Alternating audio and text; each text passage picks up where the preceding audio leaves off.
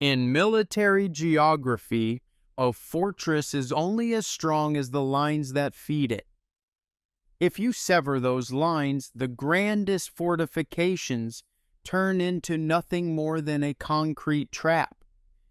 This is the exact operational paradox playing out in the southern theater of Ukraine.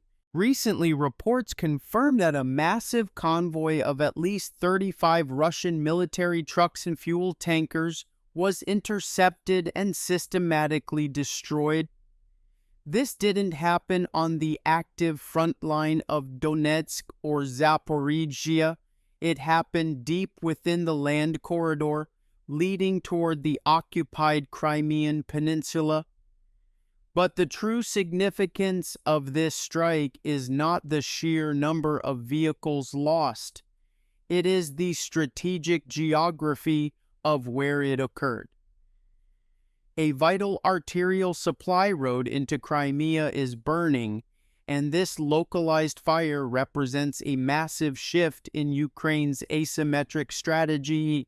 For months, fuel tankers, heavy cargo trucks, and armored reinforcement convoys have utilized the highway networks of southern Ukraine, operating under the assumption that they were safely shielded in the Russian rear. That illusion has evaporated. Ukrainian long-range strike drones are now systematically hunting these assets. A single burning fuel tanker on a critical choke point like the Mariupol highway does not just mean the loss of fuel, it triggers a cascading logistical failure. It stalls the entire column of vehicles behind it, delays ammunition deliveries, halts crucial mechanical spare parts, and forces Russian operational commanders to rethink entire transport routes. This is the beginning of a modern campaign of operational suffocation. Crimea cannot function as Russia's premier military platform if the logistical umbilical cord behind it is repeatedly squeezed. With the Kerch Bridge crippled by frequent security alerts and ferry routes across the Kerch Strait, facing continuous precision strikes, Russia's multi-division force inside the peninsula is facing a structural crisis. Ukraine is attempting to isolate Crimea without risking a high-casualty amphibious or infantry assault. If the bridge is unsafe, the ferries are sinking, and the highways are becoming kinetic kill zones, how long can Moscow truly hold its southern fortress? To understand why this land corridor is so critical, we must analyze how Russia transformed Crimea after 2014. Initially claimed as a political trophy, the full-scale invasion of 2022 elevated Crimea into an indispensable joint forces military platform. From this geographical hub, the Russian military can project power across southern Ukraine, enforce a naval blockade in the Black Sea, and deploy air superiority assets deep into the Ukrainian mainland. This military pipeline relies on a precise sequence of geographic transit points. Supplies originate in Russian logistics hubs like Rostov-on-Don and Taganrog. From there, they must move westward through the occupied coastal cities Mariupol, Berdyansk, and Melitopol before turning south into the narrow bottlenecks that connect Crimea to the mainland. In military science, this is known as a linear supply network. Its vulnerability lies in its lack of redundancy. If one link is disrupted, the pressure is immediately transferred down the entire chain. Ukraine's current strategy is fundamentally different from a standard attrition campaign. Kyiv is applying what Western theorists call effects-based operations. They are targeting the systemic infrastructure that keeps the peninsula viable. When a Ukrainian drone strikes a single truck, it may look insignificant on a daily battlefield map. But if that truck was transporting specialized cooling agents for an S-400 radar system or critical parts for a coastal defense missile battery, the operational fallout is disproportionate to the cost of the drone.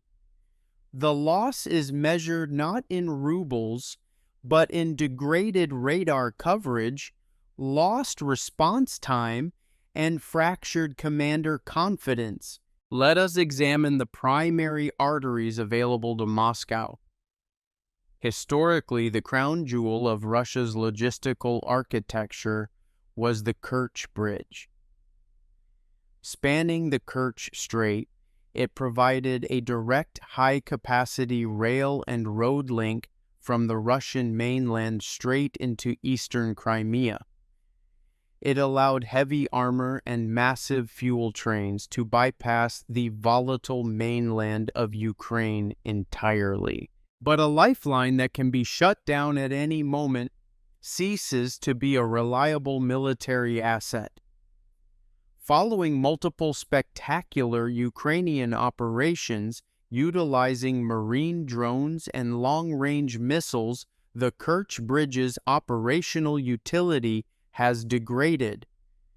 It remains standing, yes, but it exists under permanent duress. Recognizing this vulnerability, Russia attempted to build a redundant maritime bypass.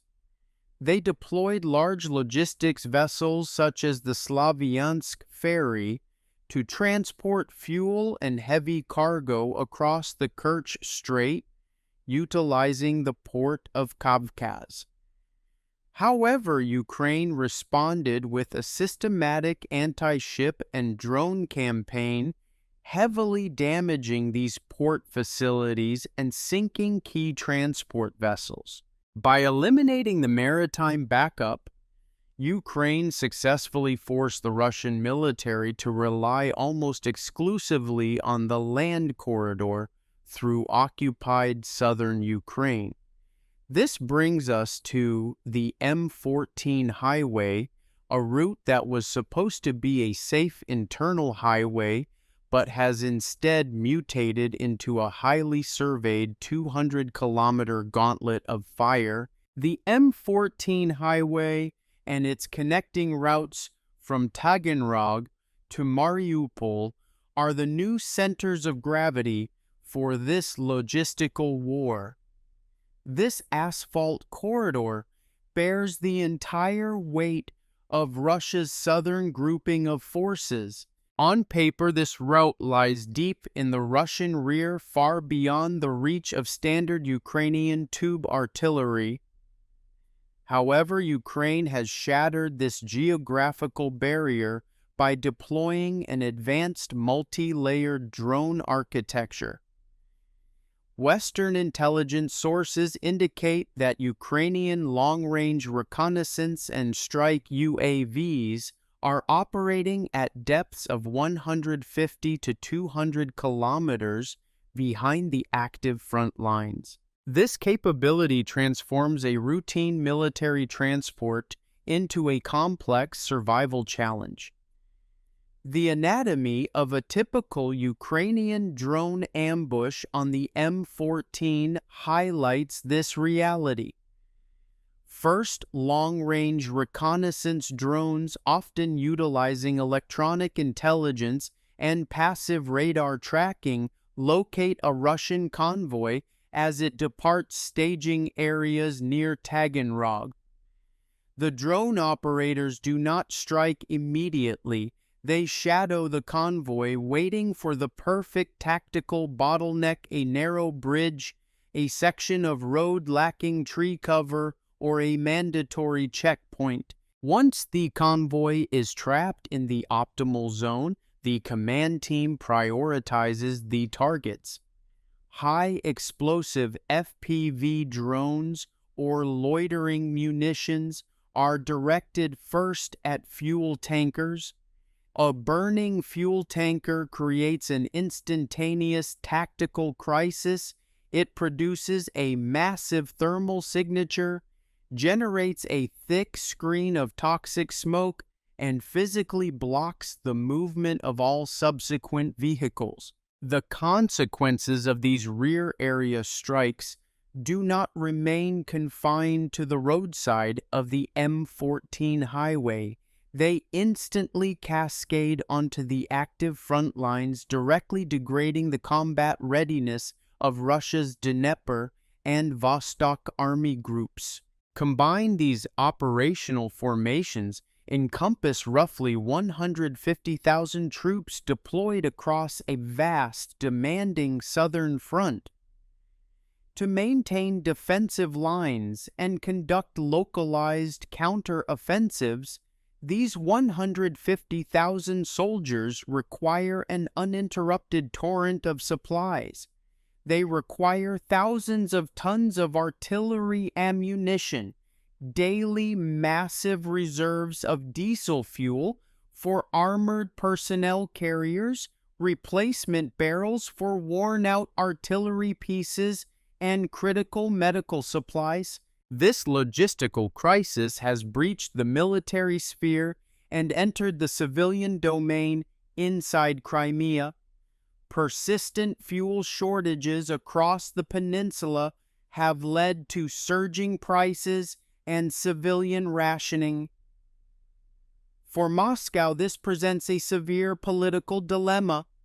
Crimea has long been projected as an untouchable, heavily fortified territory.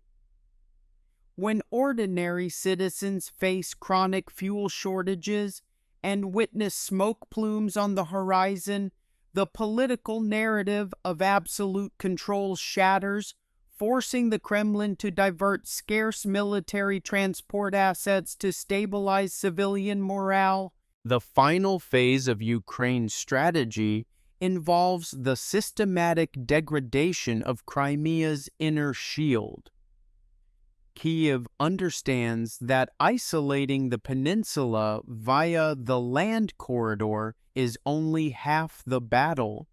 They must also dismantle the highly sophisticated anti-access/area denial or A2/AD umbrella that Russia has constructed inside Crimea.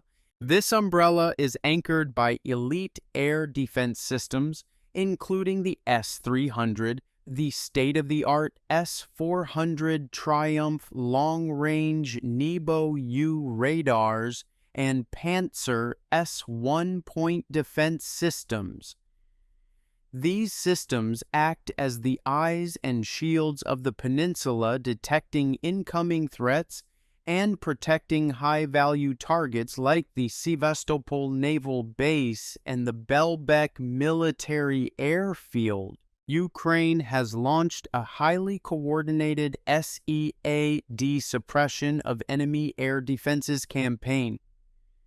By utilizing a sophisticated mix of cheap decoy drones, Western-supplied HARM anti-radiation missiles, and ATACMS ballistic missiles, Ukrainian forces are systematically hunting Russian radar installations. When a major radar site like the Nebo-U is destroyed, it creates a massive blind spot in Russia's early warning network. Through these newly opened corridors, Ukraine can inject long-range Storm Shadow cruise missiles to strike high-value hardened targets deeper inside the peninsula, such as underground command bunkers and ammunition manufacturing sites. Furthermore, recent intelligence reports indicate that Ukraine is employing innovative drone ambush tactics near Russian military airfields. Small, specialized loitering munitions are deployed to infiltrate the immediate perimeter of bases like Belbek. These drones remain completely dormant, and hidden in tree lines drawing zero electronic signatures.